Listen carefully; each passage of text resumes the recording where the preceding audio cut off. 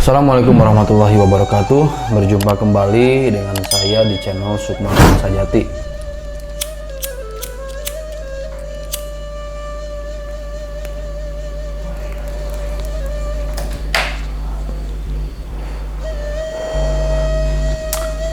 Kali ini saya tertarik untuk kembali membahas mengenai corona. Namun saya tidak akan membahas corona berdasarkan ilmu hikmah, berdasarkan ilmu gaib dan lain sebagainya. Saya tidak akan membahas corona dalam pandangan spiritual. Namun kali ini saya ingin membuka wawasan teman-teman semua mengenai virus ini. Dan kemudian akan kita ijazahkan satu amalan khusus untuk insya Allah ini bisa diamalkan oleh diri kita, oleh keluarga kita, dan siapapun yang kita kenal. Amalan yang didapat ini bisa kita ajarkan kembali, bisa kita kasihkan lagi ke orang lain, dan orang lain diperkenankan untuk mengamalkan amalan ini.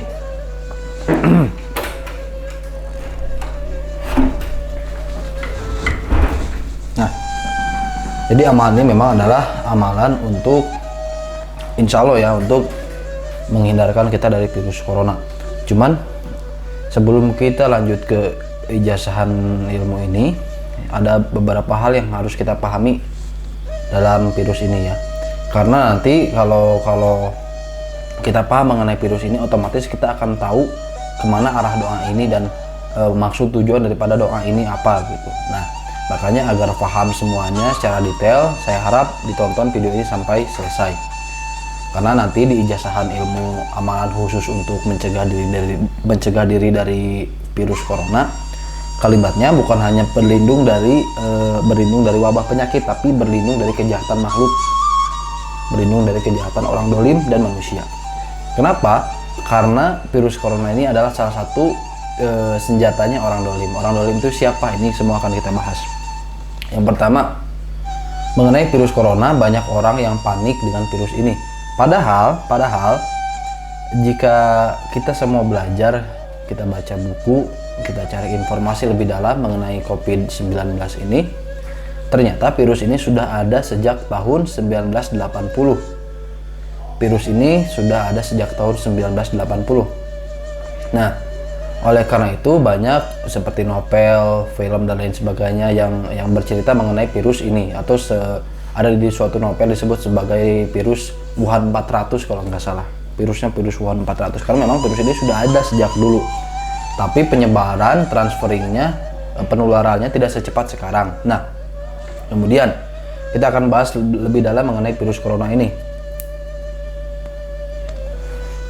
Yang pertama itu, virus corona sudah ada sejak 1980. Saya mengetahui semua informasi ini yang pertama karena saya tergabung dalam grup khusus yang anggotanya ada teman-teman kita dari Singapura, tapi ini bukan grup gaib, ini grup semacam para orang-orang pecinta bisa dibilang orang-orang yang saling berbagi informasi tentang keadaan dunia saat ini. Dan itu anggotanya ada dari Indonesia banyak, dari Singapura, dari Italia banyak lah. Ini grupnya ada di grup Telegram dan ada di grup WhatsApp. Jadi ini saya bukan memang sih informasi ini tidak penting, cuman saya hanya ingin memberitahu dasar informasi ini saya dapat dari mana. Gitu. Jadi saya dapat informasi ini bukan berdasarkan akal-akalan, tapi hasil diskusi kita di grup-grup forum diskusi internasional tersebut. Forum diskusi internasional tersebut diantaranya sering kali kita membahas mengenai seperti Bluebeam, membahas mengenai seperti perang biologi dan lain sebagainya. Sering kita bahas di grup di komunitas forum internasional tersebut. Nah, yang pertama, virus corona sudah ada sejak tahun 1980 dan penyebarannya tidak secepat sekarang. Itu yang pertama. Yang kedua, virus ini tidak semematikan yang kita kira. Virus ini hanyalah virus ya sejenis dengan flu dan bahkan lebih berbahaya tuberkulosis, lebih berbahaya DBD, lebih berbahaya hepatitis daripada virus corona ini. Ya, itu yang kedua. Kemudian yang ketiga yang harus kita ketahui bahwa virus ini adalah rekayasa sebagian orang. Seperti yang kita tahu di dalam ilmu perpolitikan dunia, ada step by step sebelum terjadinya perang combat, perang senjata. Ada diantaranya 5 perang, cuma di sini akan saya sebutkan yang intinya ada perang biologi sebelum terjadinya perang senjata ya. Ada perang biologi, perang teknologi, perang energi, ada perang currency. Dan yang kelima baru itu perang senjata. Kita harus paham yang pertama perang teknologi, perang energi, perang biologi, perang currency, dan perang senjata. Nah, seperti yang kita ketahui, Amerika sebagai negara adikuasa, negara hegemoninya dunia saat ini, Amerika ketar-ketir dengan kekuatan Cina. Mungkin kita sudah tahu di tahun 2017, 2018, kalau nggak salah 2018 deh, 2018, Amerika sempat menurunkan dolarnya dengan harapan banyak ada persaingan politik antara Amerika dan Cina, sehingga Amerika menurunkan nilai dolar mereka, dan kemudian Cina membalas dengan menurunkan nilai mata uang yen mereka gitu. Nah, peperangan ini terus terjadi, perang dagang ini terus terjadi, dan Amerika hingga saat ini kewalahan untuk melawan strategi dan taktik Cina dalam memenangkan perdagangan.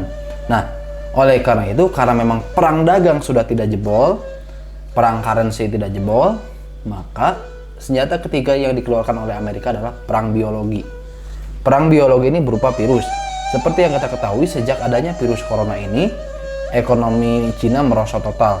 Banyak turis wisatawan yang bukan turis, orang-orang Cina ada banyak yang dilarang datang ke berbagai negara. Begitupun juga turis-turis dari berbagai negara ada yang dilarang pergi ke Cina dan bahkan Asia. Nah, oleh karena itu memang ini adalah salah satu cara Amerika untuk menyerang Cina.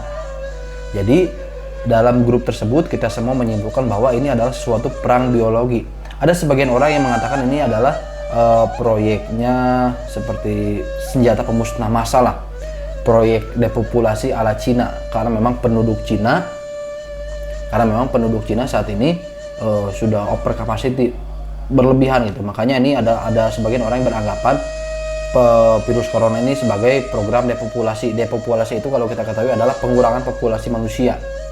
Jadi dengan virus corona banyak orang yang mati. Namun kenyataannya itu kurang tepat, karena pemerintah Cina sendiri ketar-ketir mengobati virus ini, dan bahkan mereka berusaha sekuat tenaga untuk mengobati virus ini. Nah, jadi dari diskusi yang saya dapatkan di grup tersebut, ini adalah bukan buatan Cina. Virus ini melainkan adalah politik dari Amerika Serikat untuk mematikan, untuk menyerang perdagangan dan sektor ekonomi Cina. Karena dengan virus ini, sektor ekonomi Cina merosot hampir 30%. Nah, karena memang sejak adanya virus ini, negara Cina seperti dijadikan sebagai negara negara penyakitan gitu dalam tanda kutip. Bahkan Trump sendiri sampai berkata bahwa corona ini disebut sebagai Chinese virus Cina gitu, bukan corona lagi. Trump malah menyebut ini sebagai virus Cina gitu. Nah, itu kalau kita baca secara psikologis, Trump ini sedang menggiring opini bahwa virus ini sumbernya dari Cina, dan Cina lah sumber penyakit corona ini. Trump sedang menggiring opini seperti itu ke seluruh penduduk dunia. Nah, oleh karena itu, jika kita sudah mengetahui bahwa virus ini adalah senjata biologi, maka kita tidak akan heran kenapa penyebaran virus ini sangatlah cepat. Kita beri contoh, di Indonesia virus ini sudah ada sejak 1980, tapi di Indonesia tidak terdeteksi sebanyak sekarang. Padahal ini virus sudah ada sejak 1980. Nah, begitupun juga di negara-negara lain. Namun, 2 bulan ke belakang, begitu virus ini dibumingkan oleh Amerika, di blow up ke publik, di blow up oleh seluruh media Amerika sebagai virus berbahaya, sehingga timbullah beberapa negara mulai mengalami peningkatan penularan yang sangat cepat gitu. Sangat cepat. Ini bukan penularan mulut ke mulut, bukan. Tapi memang ada beberapa intelijen Amerika yang kita pahami di sini, ada beberapa intelijen Amerika yang sengaja menyebarkan virus itu di daerah-daerah tertentu. Ada beberapa intelijen Amerika. Jangan Anda kira intelijen Amerika itu orang bule semua, tidak. Bahkan ada orang Indonesia, saya punya data-datanya, ada orang-orang Indonesia, ada orang lokal, orang kita yang bekerja dengan Amerika. Dia menjadi intelijen CIA. Orang Indonesia, orangnya orang Indonesia. Orang Indonesia, KTP-nya asalnya dari ya kita sebut provinsinya, ada dari Jawa Tengah, ada dari Jawa Timur, ada dari Jakarta, ada, dan dari daerah Bandung yang saya sebut spesifik daerah Bandung, tepatnya di wilayah Cimahi ada. Nah, Jadi ada intelijen Amerika secara khusus mereka menyebarkan virus ini. Sehingga jangan kaget, penyebaran virus ini sangatlah cepat. Indonesia sendiri dalam jarak 2 bulan sudah ada 500. Ada yang lebih parah, Italia. Dalam jarak 2 bulan sejak virus ini dibumingkan, di blow up dan diangkat ke publik oleh Amerika, dalam jarak 2 bulan, detik ini Italia kehilangan 800 warganya yang mati setiap 1 hari oleh virus ini. 800 nyawa melayang oleh virus ini setiap harinya. Dan kalau kita ingin kritis, kalau memang virus ini penyebarannya secepat ini, kenapa tidak dari dulu? Dari tahun 1980, misal virus ini berasal dari Cina. Kalau memang betul se-deadly ini virus corona ini, maka seharusnya penyebaran ini sudah terjadi sejak berpuluh-puluh tahun lalu. Kenapa baru sekarang boomingnya? Kenapa baru sekarang ramainya dan penularannya begitu cepat sekali? Kenapa?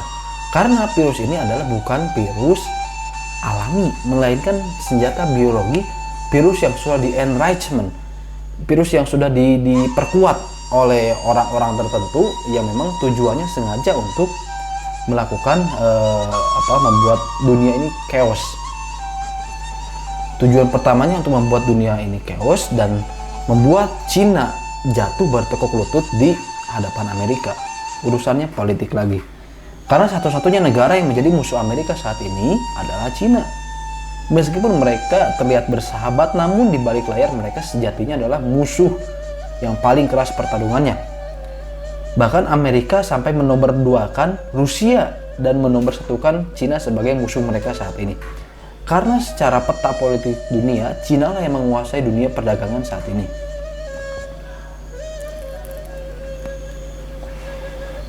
Jadi janganlah aneh, virus corona ini begitu cepat penyebarannya, begitu cepat penularannya, sehingga dalam 2 bulan saja seluruh dunia, bukan hanya Indonesia, seluruh dunia dibuat lockdown dalam jarak 2 bulan. 2 bulan, tidak lama, 2 bulan.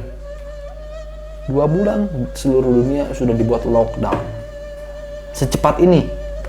Kalau memang penyebarannya dari 1 orang, ke 2 orang, ke 3 orang, tidak mungkin secepat ini. Persentasinya silakan Anda itu, misalkan kasus pertama kan ada dari Depok ya, di Indonesia dari Depok. Lalu muncul ada yang di Tangerang, di Bandung, di Jakarta banyak, gitu kan. Nah, kalau kita pakai logika, seharusnya kalau memang kasus pertama di Indonesia dari Depok, kasus kedua Bekasi, kasus kedua Jakarta, tapi enggak.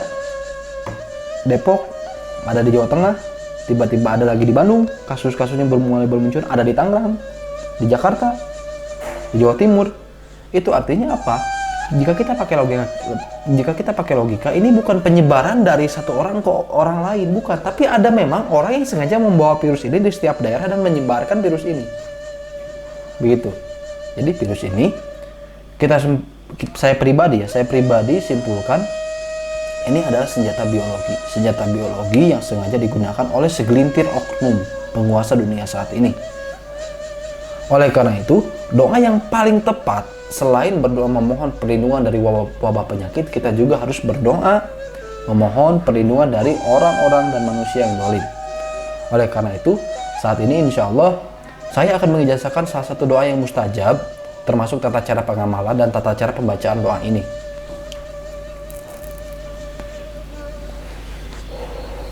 Baik. Akan saya bacakan doanya. Silakan catat baik-baik doa ini. Catat baik-baik doa ini. Akan saya sebutkan doanya dan tata cara pengamalannya ya. Silakan catat doanya. Bismillahirrahmanirrahim. Catat.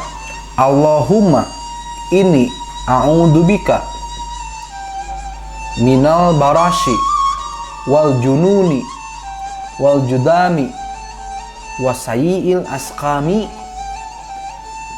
ya man nuruhu fi sirihi wasiruhu fi khalqihi akhfini an ayunin nazirina wa qulubil hasidina wal baghina kama akhfaitar ruha fil jasadi innaka ala kulli syai'in qadir.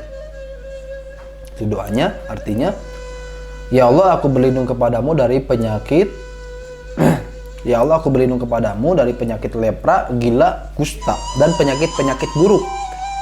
Tuhan yang cahayanya berada dalam rahasianya dan rahasianya berada dalam makhluknya, lindungilah aku dari penglihatan orang-orang yang hasud dan orang-orang zalim, seperti engkau melindungi ruh manusia dalam tubuhnya. Sesungguhnya engkau maha kuasa atas tiap-tiap sesuatu. Doanya, tata cara pengamalannya sebelum mengamalkan doa ini.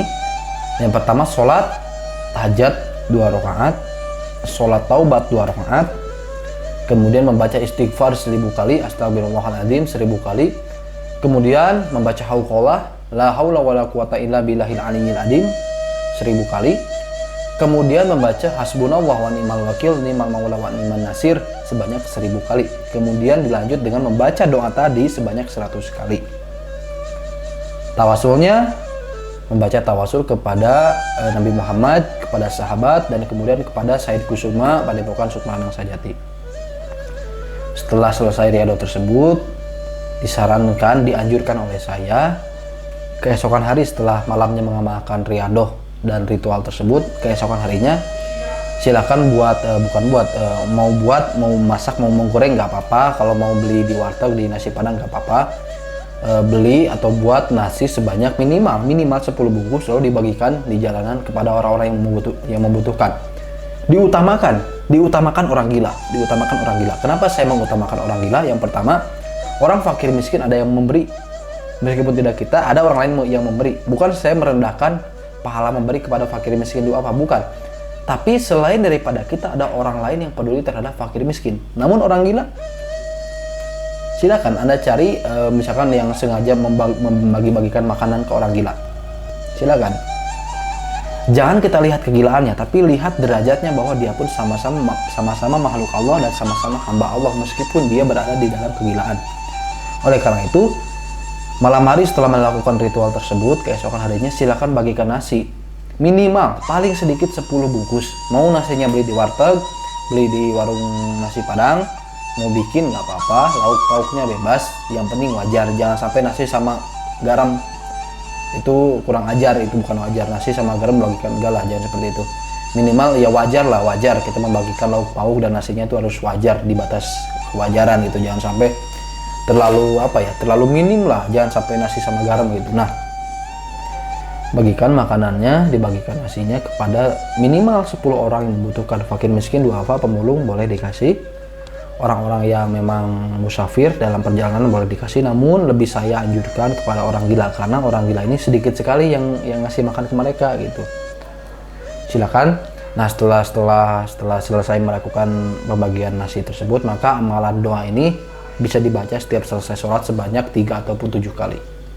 Dianjurkan dibaca. Kalau mau dibaca seumur hidup nggak apa-apa. Kalau nggak mau ribet ya dibaca saja. Selama virus corona ini booming, selama virus corona ini masih berbahaya, setelah Indonesia aman dari virus ini, tidak dibaca pun nggak apa-apa ya.